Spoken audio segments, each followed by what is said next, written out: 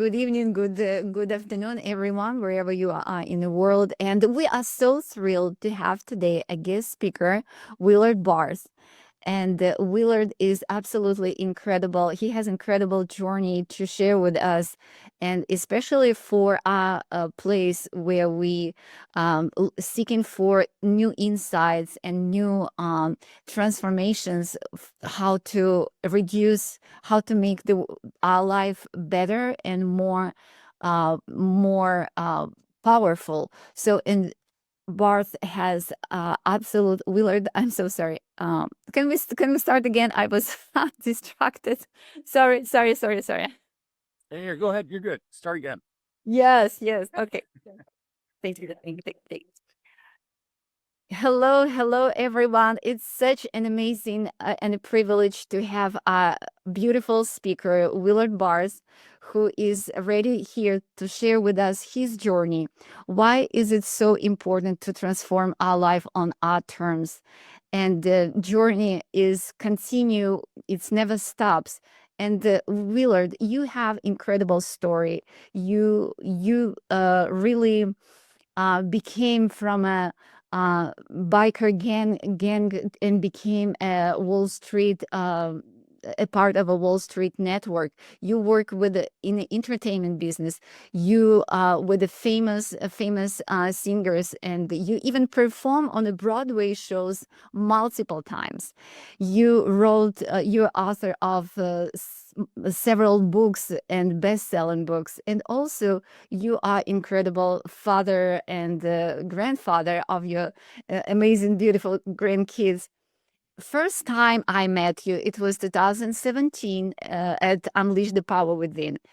And the first time I met you at the stage where you shared with volunteers, where I volunteered at the time, you shared your story. It was absolutely breathtaking, and I was remembering the moment that inspired me. If you can do it, I can do it. So, and thank you for bringing your message. Thank you for bringing your passion and sharing with others.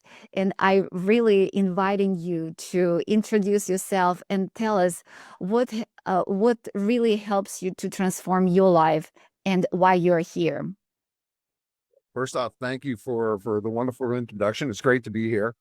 Um, as we were talking before we started the show, one of the main things I try to impress upon people is that transformation in any area of your life is your responsibility.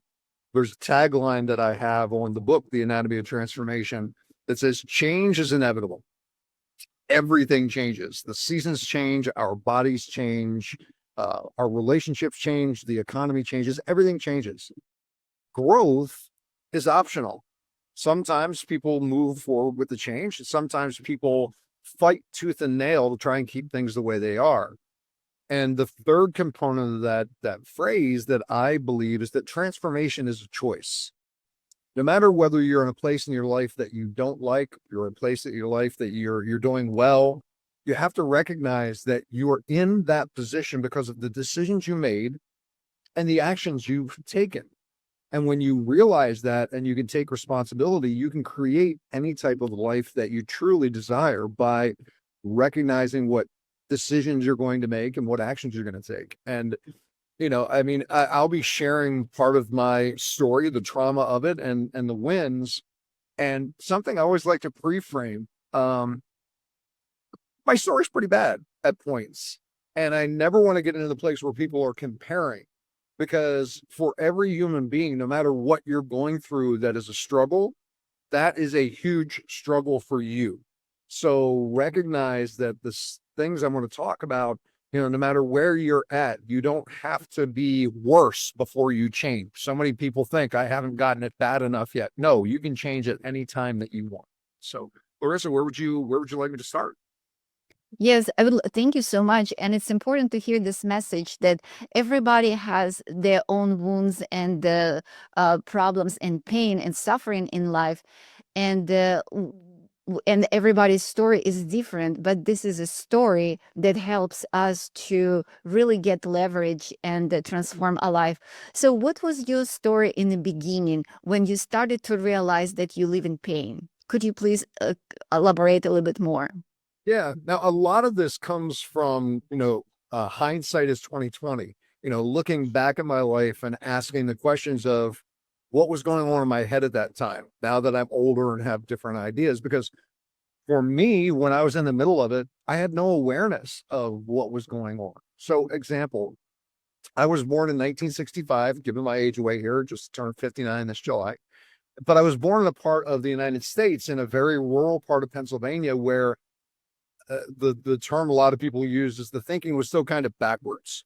I grew up in a community that had 250 people in it, not really large. And I grew up in a time where unwed mothers were shunned. They were looked down on. And my father didn't show up for the wedding. My mother was already pregnant and he just didn't show up. So there was a stigma, whether I consciously was aware of it or not, that my mother and I were different. And like it or not, that impacts how you interact with people. You want to be liked, you want to be approved, you want to be a part of the community. Well, as I started to get older, other things started happening that made me even more different. I was a child that was an accident waiting to happen, it seemed. By the time I was 13 years old, I'd been in the hospital 13 times and had 9 operations for different things. Broken hip, kidney surgery, broken clavicle, but one of the most defining hospital experiences was I lost my leg to bone cancer when I was 8 years old. It was 5 days before Christmas, December 20th. We're coming up on the 51-year anniversary of 1973. And for an 8-year-old's perspective of, the question I think every human being would ask, the why me?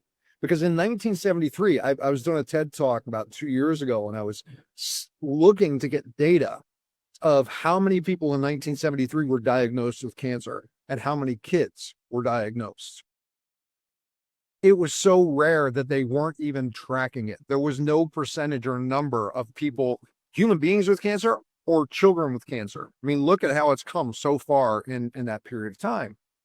So at 8 years old, no idea, not knowing what it was. I mean, I can remember thinking, am I okay to shake people's hands? Will I give them cancer? We had no idea what it was. So the question of why me was coming around, and the only answers I could come up with growing up in a very religious family was, I must have made God angry. God hates me. I'm the son of Satan. I'm whatever. I had all of these terrible reasons of why God would do something like this to a child.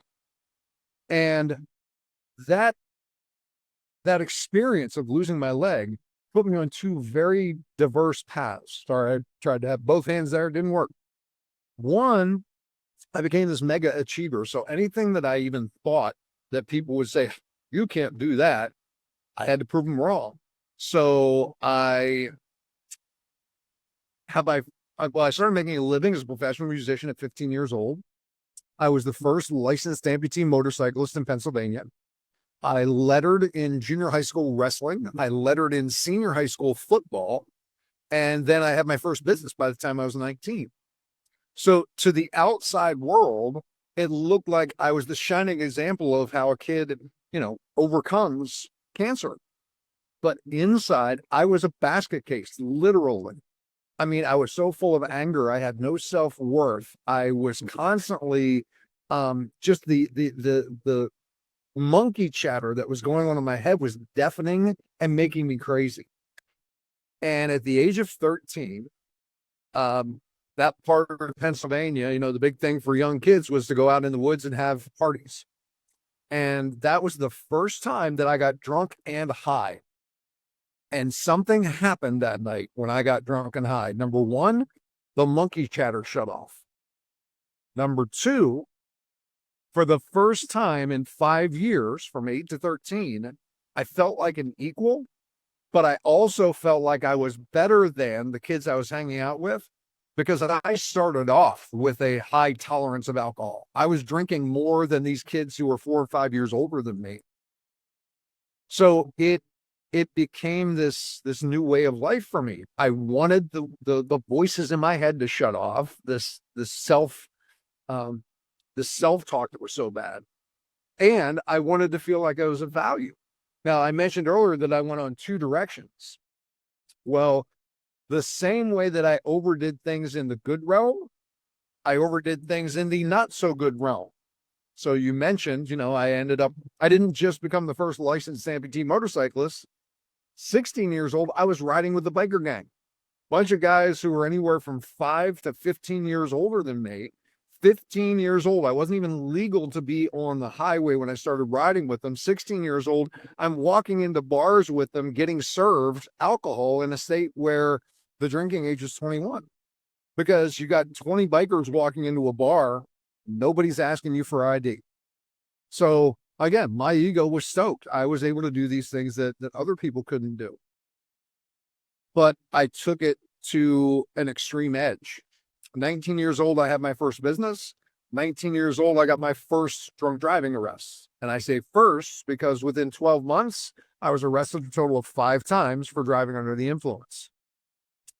Now, again, my young mind and that period of technology, the first 4 times that I went to court, each one was treated as a first offense. So I would just get the slap on the wrist of, years probation, years suspended sentence.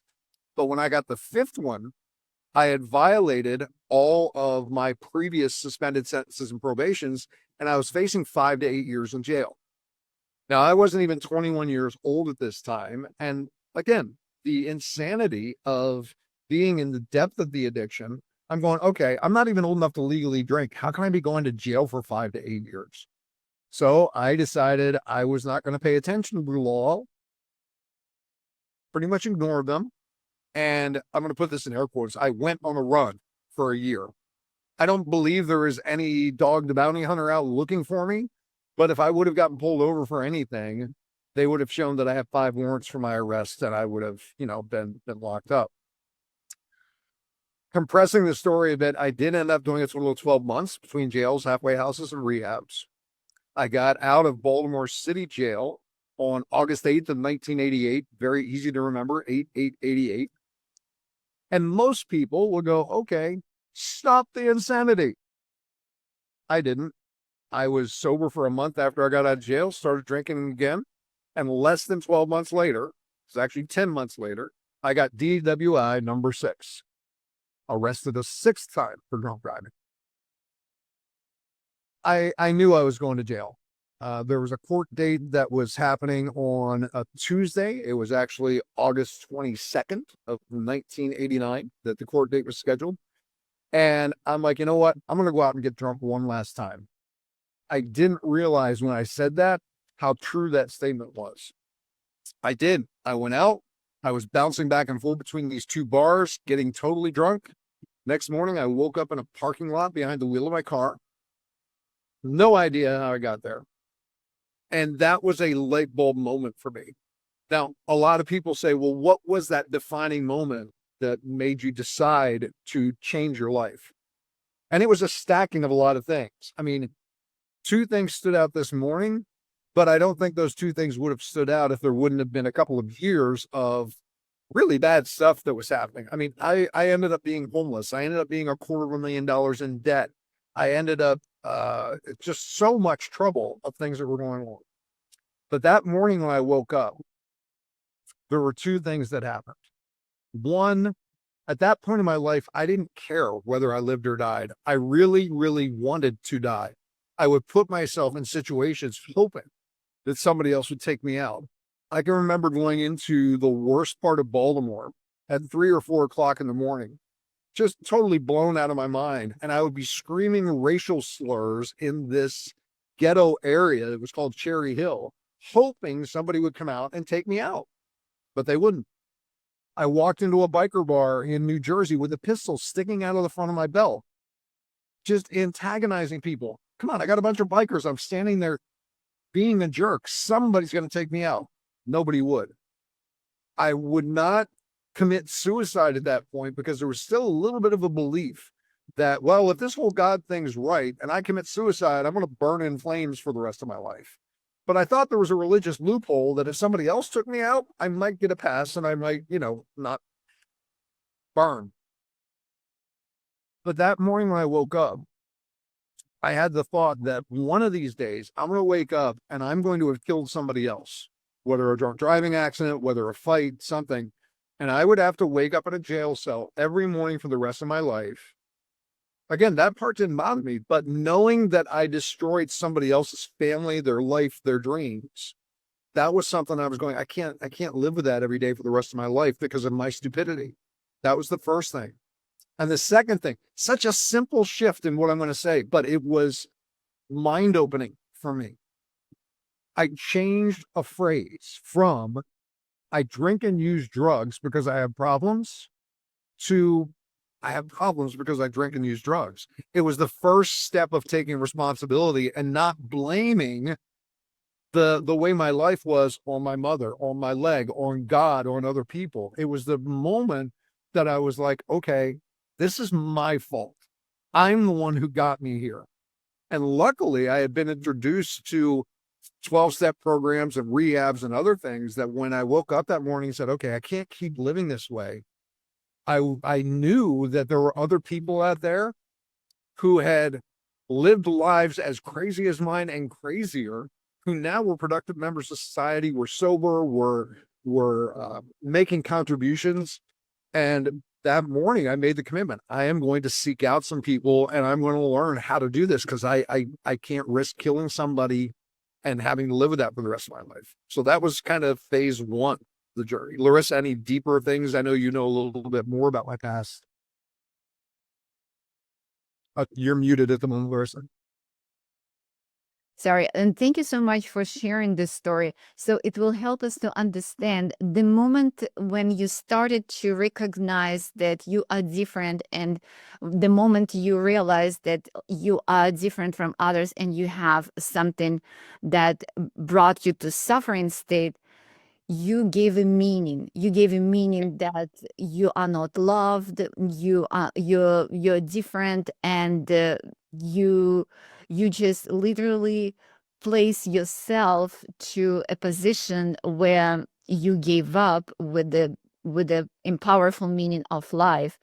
And also it brought you to be an achiever. It helped you to be a phenomenal achiever with with the physical limitations. You've been absolutely a walking example for others and inspiration.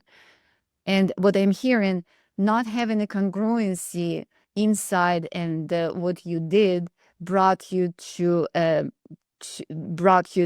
using alcohol to reduce the inside stress and depression that you experience. So please share what is it was a long journey and you were not by yourself. You had a mom who was with you on the same journey. Could you please elaborate more about what did she feel? What was her support look like? And what do you think today about this whole journey, you and your mom? A lot of great questions. And I'm going to be transparent on it. My mom and I did not have the best relationship in the world. A little bit more context. The type of cancer that I had was, the doctors told her when they did the amputation that there was like a 93, 97, again, it's been 51 years, I forget which one it was, 93 or 97% probability that within 5 years, the cancer would return, but it would return in my internal organs and I would not live. So here is the mother of an 8-year-old child being told, okay, we've stopped it for now, but your kid's probably going to die in 5 years. My mother made a decision that I love, honor, and respect her for this day, but never realized how impactful of a decision that was until I had my own child. And she went to the doctor and said, you don't tell anybody. You don't tell him. You don't tell the rest of my family. You do not tell anybody, because I don't want him or other people walking around thinking he's going to die. And truly with what I understand now of, human behavior and mind over matter and a lot of other things, I believe that's the reason I'm still sitting here today, because 1973, they didn't have chemo. They didn't have, anything. It was basically amputate and pray. That was their solution back then. So understandably, again, I'm jumping forward many years. My mother became very,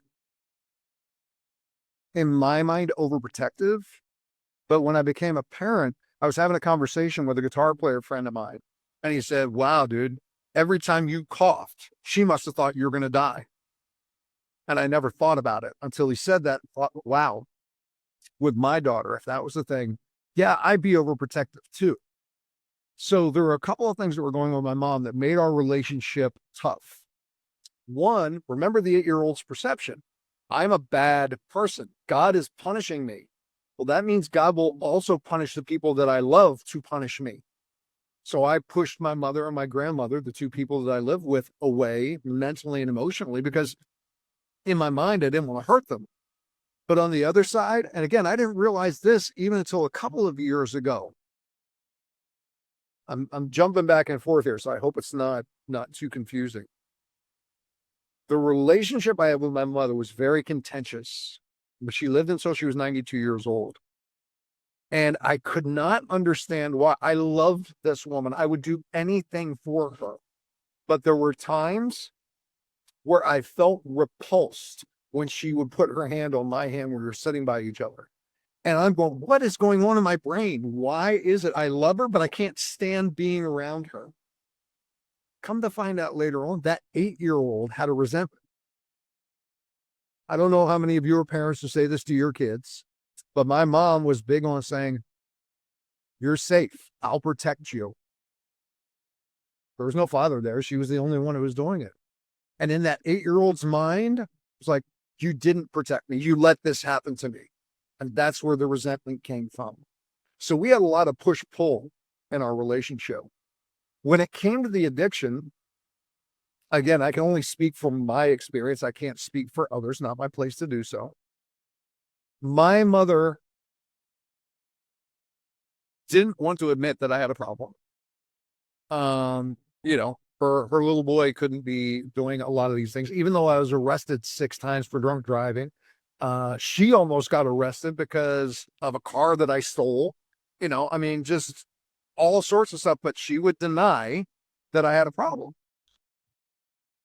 I mentioned this in the paperwork that I had sent into you, pre-interview type of stuff, that one of the biggest challenges I think mothers face when they've got a child who's in addiction is my mother almost loved me to death.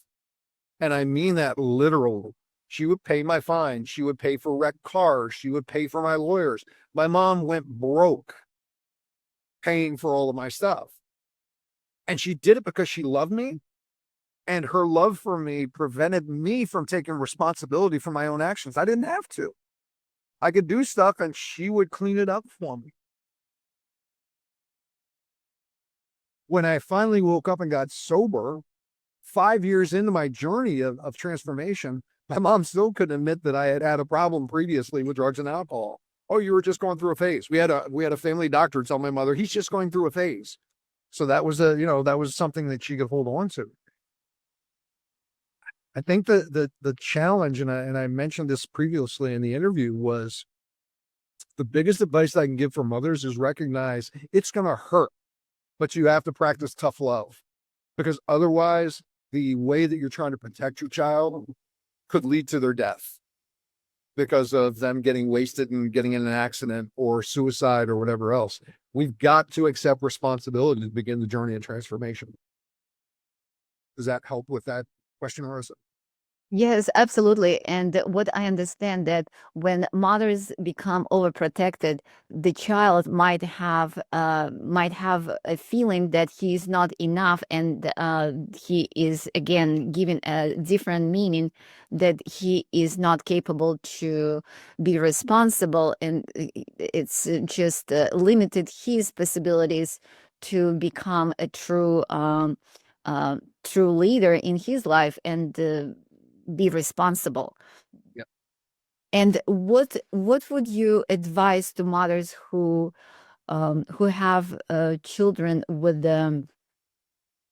substance abuse? What would you advise them right now? First thing, read a book called Codependent No More by Melanie Beatty. Uh, whether you're dealing with somebody in addiction or whether you're just in a codependent relationship, it really helps.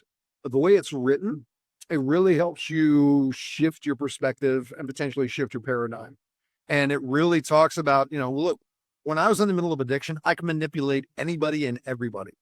We are phenomenal at being able to play the gaslighting game and play the whatever we can to make other people feel like it's their fault. And Codependent No More really gets into a lot of that. How do you distance yourself from that? How do you recognize that you, as the parent of the addict, you are not their actions? And it's a huge psychology shift. I mean, you've mentioned several times the meaning that I attach to things. Well, now that I've studied human behavior enough, I know that. But for most human beings, when you're in the situation, you just instantly attach a meaning that you don't even realize that you're attaching to things. And unless you have a support group that can help question those things, you're going to run on autopilot on those beliefs, those meanings for as long as you can. So, one, read the book. Two, become a part of a support group, whether it's Al-Anon, whether it's some other type of, Mothers Against Addiction group. Become a part of a group where you can share what you're going through and get feedback from others. I mean, jumping a little ahead a little bit, I've achieved some great successes since I've transformed my life. And the only way that I've achieved them is through a process that, is referred to in the NLP industry and in the personal development industry as modeling. Finding somebody who's getting the results that you want and modeling them to be able to replicate their results. The way I got sober is I sat down over coffee with thousands of people, literally, and go, here's what I'm dealing with. How did you get through that without drinking? I can remember, being a musician in my first year of sobriety, we were doing an encore at a club up in New York, and I had an artificial leg on, and the knee went out on the leg, and I fell, and I jammed my finger into a stand of the drummers, and I felt like I broke my finger. Well, normally the way I would deal with pain is slam down tequila and Jack Daniels. That's how I would kill the pain. 3 o'clock in the morning, I'm calling up a sober friend, waking them up, going, I just hurt myself. I don't want to drink. How do I get through this? And it's because of being able to have those conversations with people. I'm just presuming because I'm not a mother of somebody in addiction, but being able to pick up the phone and call somebody and say, I just got the call that my child is in jail. What should I do? And then being able to trust and follow their advice. We don't have to walk this path alone. The only way that we truly transform is with the help of other people and being what I call interdependent. So does that give some clarity, Larissa, to the question? Absolutely. Absolutely. So creating a system for support that you're not alone in this journey and that we can learn from others, hearing other stories or reading books or going to seminars and being active and also have a faith that there is a choice. When we give a meaning, we can ask another question. What is opportunity for me in this situation? And the moment we answer in empowering way, it will lead us to a better place. 100%. Yep, absolutely. And recognize that everybody is a teacher. When I first started this journey of looking for mentors, I thought, oh, it's got to be somebody with 10 years, 20 years experience. I've learned as much from a person who was detoxing and it was their first day of not drinking. I've learned as much from them as I have with somebody that's got 36 years of sobriety. It's recognizing that everybody has a message. Everybody has something to be able to share with you if you open yourself up for it. Yes. Thank you. Thank you so much. And what I also want to ask you, you talk about your mom with such warmth and sharing that she supported you, having faith at the beginning, and she was protecting and overprotecting you. And what I hear that providing you a space to have a faith gave you a lot of strength in your recovery. And so, could you please share a little bit more what make your mom? What is her coping mechanism? Was um, how to overcome these challenges and still having faith and giving you love and support no matter what happening. That's kind of a tough question to answer. I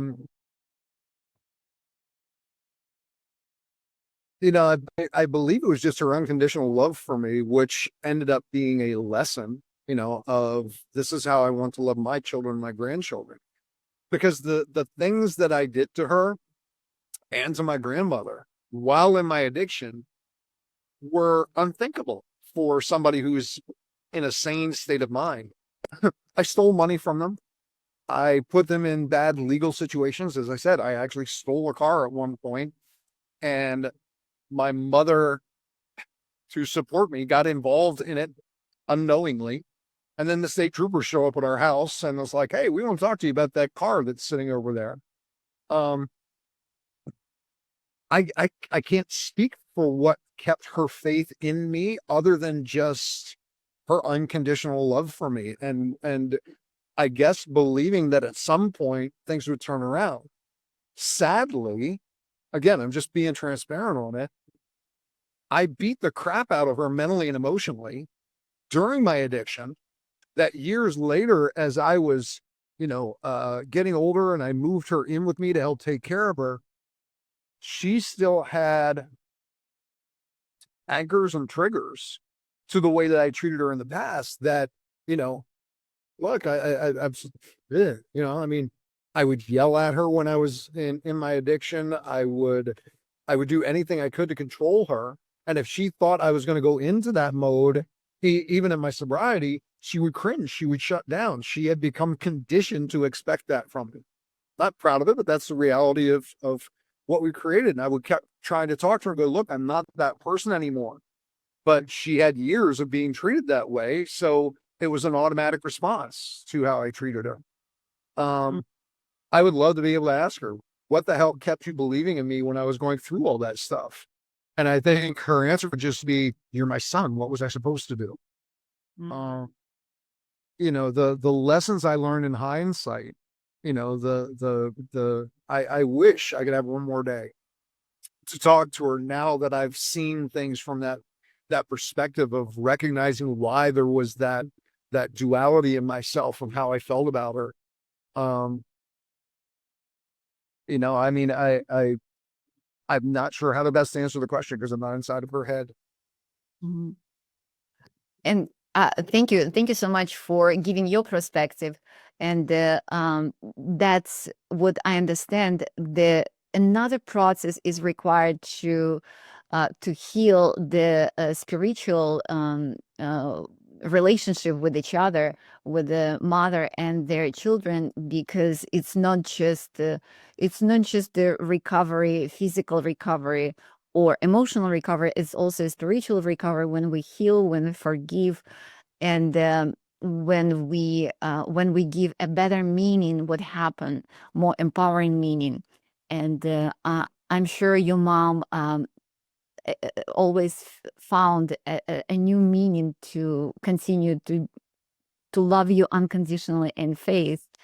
And thank you for sharing about your mom, because as you know, community of mothers, they are in a different situations in relationship with their children, and it's important understand the dynamics, that it's also work not just for children who affected by addiction, but also for mothers, that this is their journey, spiritual journey, emotional journey, to give space for their children, and be the best version of themselves.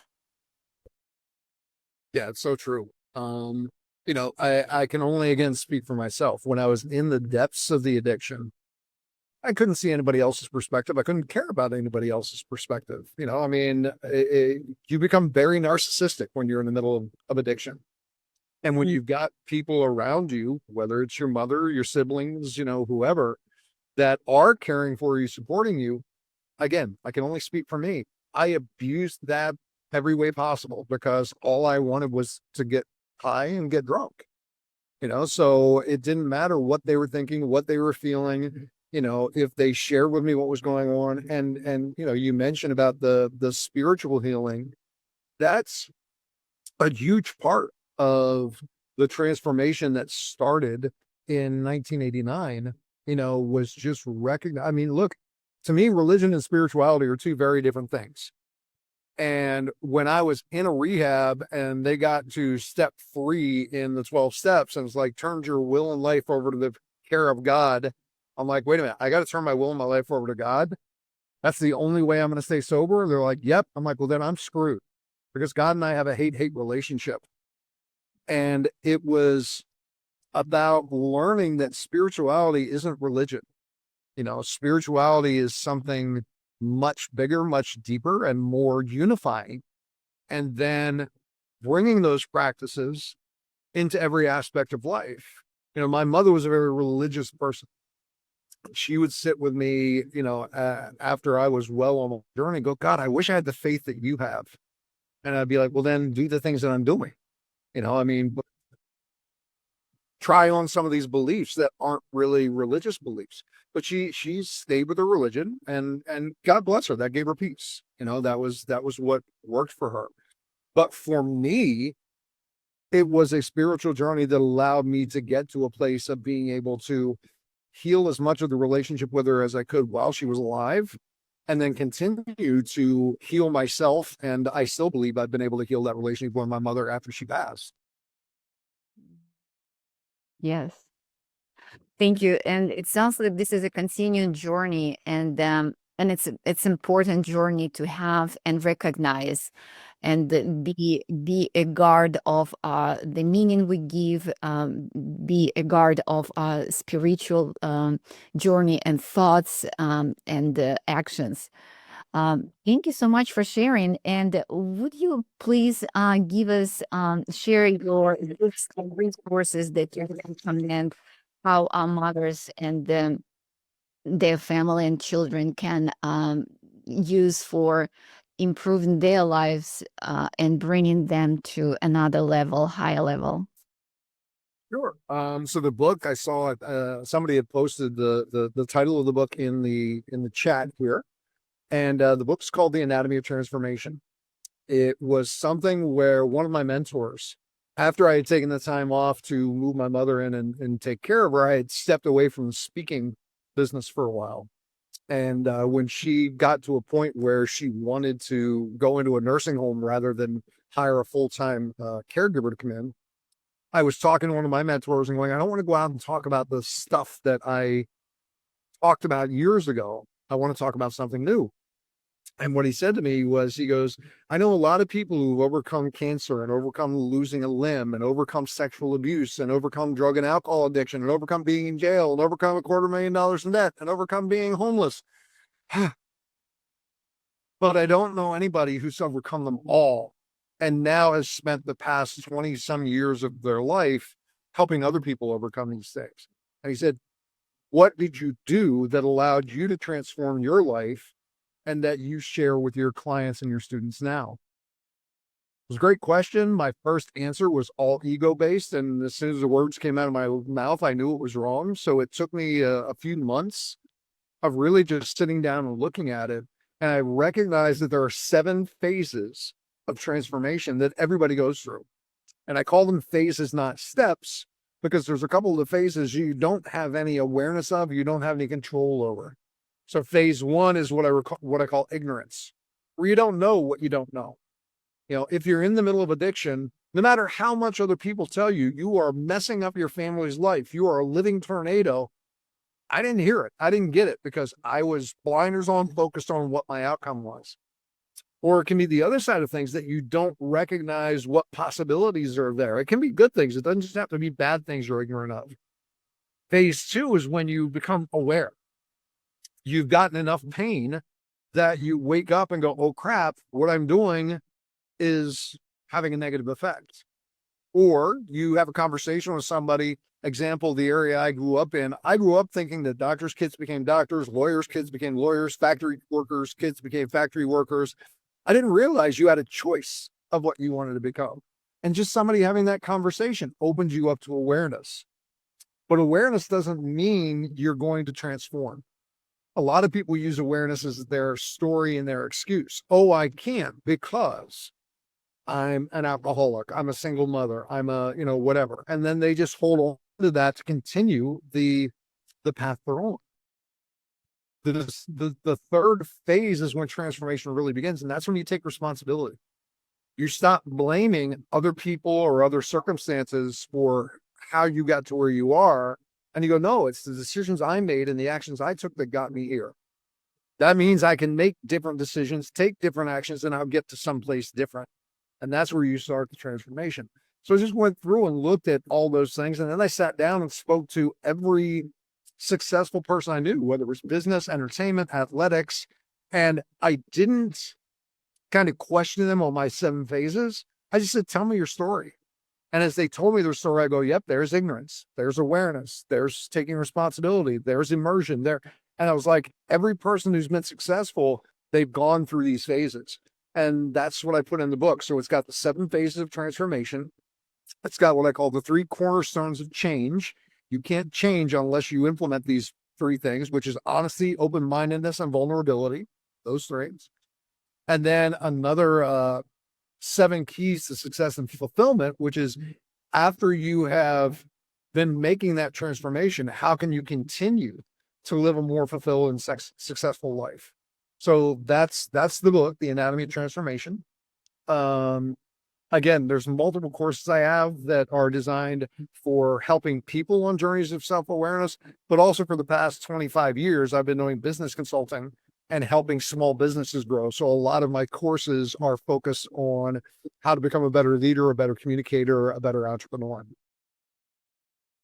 Thank you so much, Willard. And it's really inspiring that your story transformed to a story of life, not just your life, but helping others to help their lives, but decoding the formula of success for people who've been affected or not. Just because we have challenges, it means that there is a way to how we overcome these challenges.